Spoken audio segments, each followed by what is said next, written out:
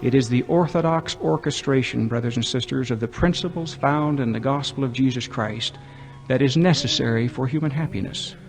One would be amused at the so-called new moral geometry, with its alien angles, fluid lines, and restless unfixed points, if the human consequences were not so tragic.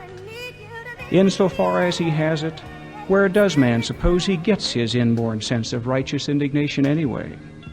And if our sense of righteous indignation does not rest on some divine moral absolutes, why should anyone pay any attention to us? When we see the imperfections around us, the believer sees these imperfections as an invitation to help. For those who see life, man, and the universe without looking through the lens of the gospel, imperfection means rejection.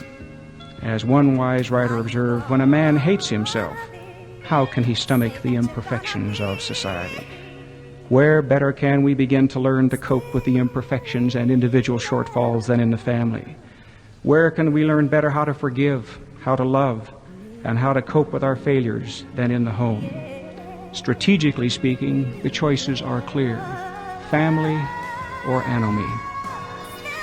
Isn't it ironical that those who have been described as the new Impuritans in their iconoclasmania not only reject the existence of God, but the existence of Satan himself, and in their celebration of sensual things, they end up in the employ of the very adversary whose existence they scoff at. The great trap is sprung because Satan's most powerful desire is that all men might be miserable like unto himself. Our task, brothers and sisters, is to hold up to the world the true picture of mankind, who we really are, things as they really are, and things as they really will be. We can best learn that we are a child of God by experiencing that kind of relationship in a home.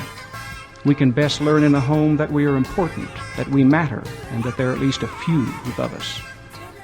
Those who have not known love are more likely to have a special struggle in accepting the existence of a God whose greatest attribute is his love.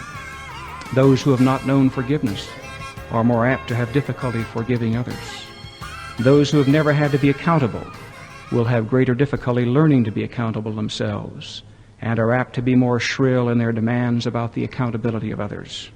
Those who have not been trusted will find it more difficult to trust. Those who have not developed deserved self-esteem will find it more difficult to esteem others.